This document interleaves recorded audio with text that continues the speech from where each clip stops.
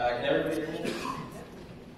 All right, thanks for coming everybody. Thanks to the organizers of the symposium for inviting me.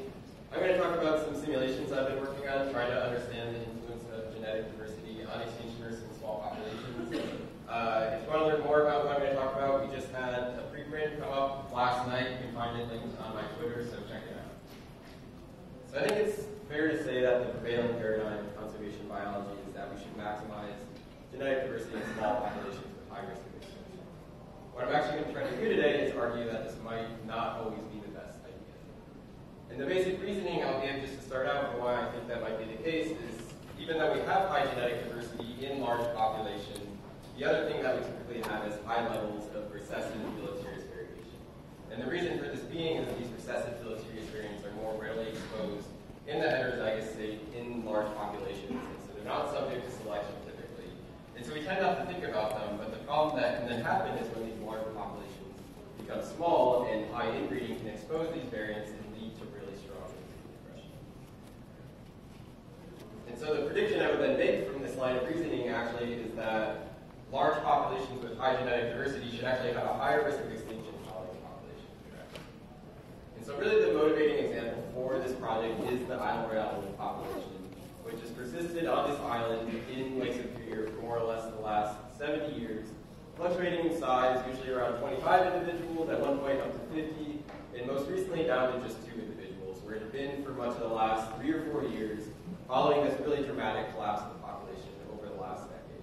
And really this collapse was driven by high inbreeding depression in the population, which I think it's maybe fair to presume that it's the small size and high isolation of the population that's driving that, but again, the thing that it's maybe easy to overlook is the fact that you have this large ancestral mainland wolf population, which again we would expect to have high levels of recessive deleterious variation that could then become exposed in this small population.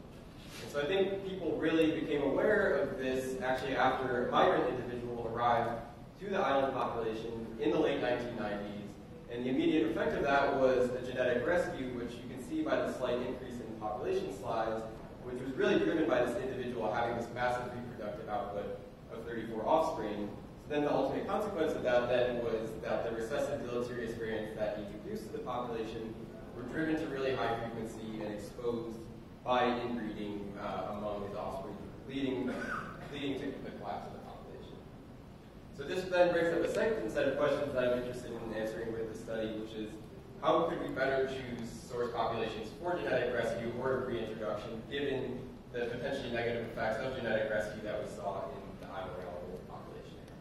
And here I think the problem is that the conventional wisdom is typically that we should select these large source populations with high genetic diversity, with the thinking that these individuals will be more genetically healthy.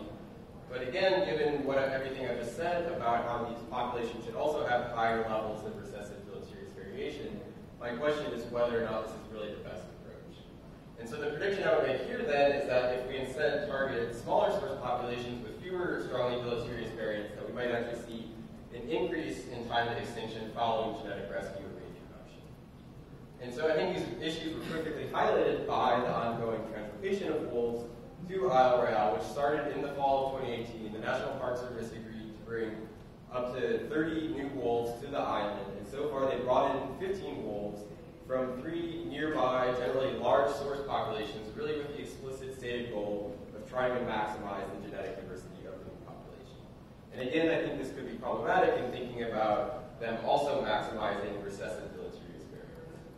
So just to summarize then, my 2 questions for this study are first, what impact does ancestral demography, genetic diversity, and deleterious variation have on extinction risk following a population contraction? And second, how do these factors impact the effectiveness of genetic rescue when thinking about the source population? And so to do this, I've been using population genetic simulations, which I think provide a really great tool for looking at these questions, and one that's maybe been a bit underutilized. And the reasons I think it's really well suited for this question is first, that it's easy to manipulate demographic history in simulation, which is often a limitation in experimental studies. And second, that you can look at these dynamics over the long term, over hundreds or thousands of generations, which I think is a big limitation of a lot of the genetic rescue experiments that are out there, that they often only look at the first 2 or 3 generations after genetic rescue. But then, so of course, population genetic models have their own set of limitations, and historically, those have been having to do with the fact that they make lots of ecologically unrealistic assumptions. And the main one I'll point out here is that in the Wright-Fisher model, it's typically assumed that your population size is not impacted by fitness, which I think for somewhat obvious reasons isn't realistic when thinking about inbreeding, depression, and extinction. And the second issue is that it's often very difficult to incorporate stochastic population dynamics in population genetic simulations, which might also be relevant to thinking about extinction in small populations. And so to get around that, I've been using these new non-Wright-Fisher models in SLIM, which is a forward-in-time population genetic simulator that's really, I think, become the state-of-the-art in the field over the last few years. And very recently, they added these non-Wright-Fisher models with the goal of trying to handle more ecologically realistic population genetic simulations. And the main difference I'll point out here with the population size now is that it's modeled as an emergent property of the absolute fitness of the individuals in the simulation and a user-defined carrying capacity. So in that sense, now these populations can go extinct in a much more realistic way. And in addition to that, now these models also provide a much more natural framework for incorporating stochastic population dynamics.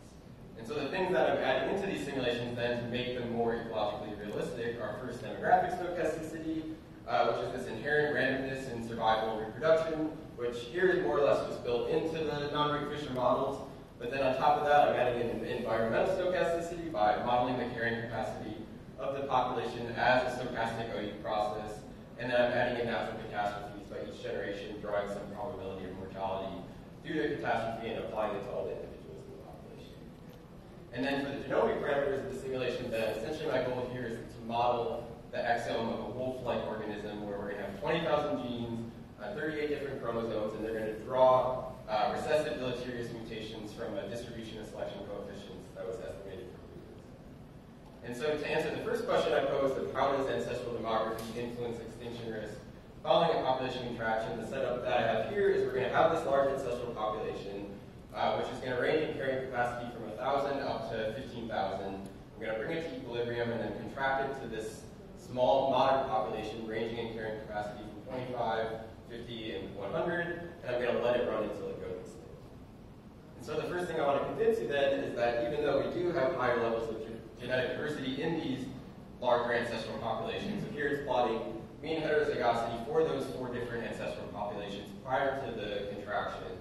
The other thing that we also get in these larger populations is higher levels of recessive deleterious variation. Again, because they're more readily exposed from selection and they can accumulate in these larger populations. So here it's plotting the mean number of strongly deleterious alleles per individual in each of these different 4 populations, where you can see for the smaller one of 1,000, you might have just 30 strongly deleterious alleles per individual, but in the larger ancestral population of 15,000, you might have as many as 120. And so the direct consequence of this then is that we do see a really strong effect of ancestral population size on time to extinction following the population contraction. Where here, we're now plotting time to extinction on the y-axis on a log scale, where you should think of longer time to extinction as being a good thing, right? And so here it's the 4 different ancestral carrying capacities, all contracting to the same modern carrying capacity of 25, where you see if you have the small carrying capacity of 1,000, you might persist for 400 generations, but if you have the much larger one of 15,000, you might go extinct in just 50 generations. And so the same basic result holds when we increase the modern carrying capacity now to 50 and 100. So any way we look at it in these simulations, we see the strong effect of the ancestral size. And so now I want to think about the second question of how are these factors going to impact the effectiveness of genetic rescue and thinking about the source population. So I have a very similar simulation setup where we have a large ancestral population here, fixed to a size of 10,000, and it's going to contract to that modern population, fixed to a size of 25. And I'm going to use this source population now that I'm splitting off with carrying capacities ranging from 25 up to 10,000, and I'm going to use it to send 5 migrants to the modern population after it decreases in size to 5 or fewer individuals. And so the question again becomes, which source population should we choose? If we're thinking about genetic diversity, we might pick the largest source population with the highest heterozygosity, or if we're thinking about deleterious variation, we might instead select the moderate-sized source population with the lowest level of deleterious variation.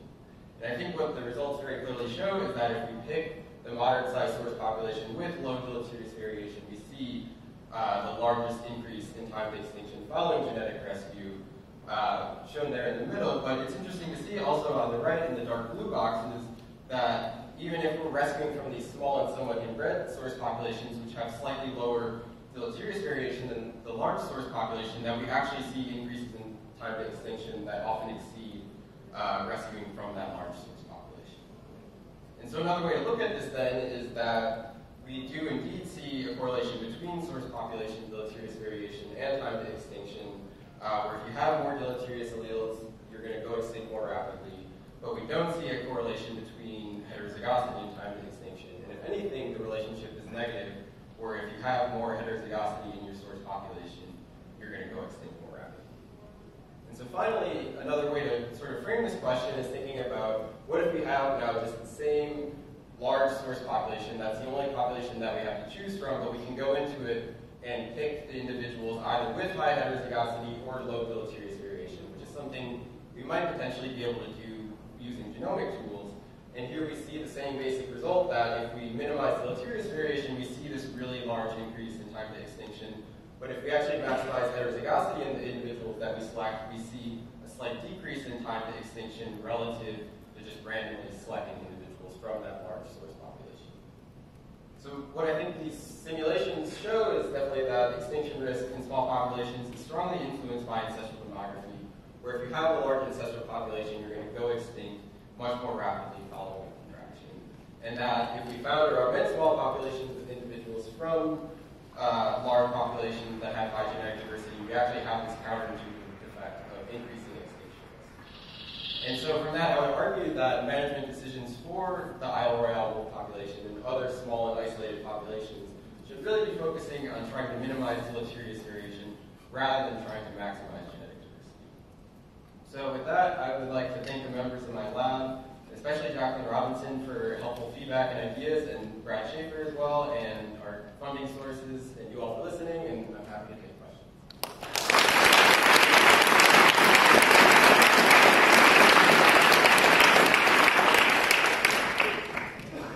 That was really interesting. So do you think in, say, natural colonization events, say, a source population that migrants go to an island, that those natural colonization events are more likely to be successful if the source population is intermediate in size? Because that's something that could be tested empirically. Yeah, and I think in some ways the simulations I've run capture that, where you can think of it as an analogous scenario to like a population contraction. And I've even run some simulations where you just pick two founders from those large populations, and it's the same basic genetic kind of stuff. Here. So the diversity estimation is just the only deleterious. The idea is about increasing genetic diversity, sometimes it's about increasing adaptation diversity, or about guardians or key micro-seed information. So how do you reconcile those aspects? Yeah, so the point was made about like genetic diversity. What we're not modeling in these simulations is like adaptability, and that's a great point, and that's something that I think is a bit harder to model. But I guess what I would argue is, at least in like the short to intermediate term, that for these really small populations, inbreeding depression is going to be the more imminent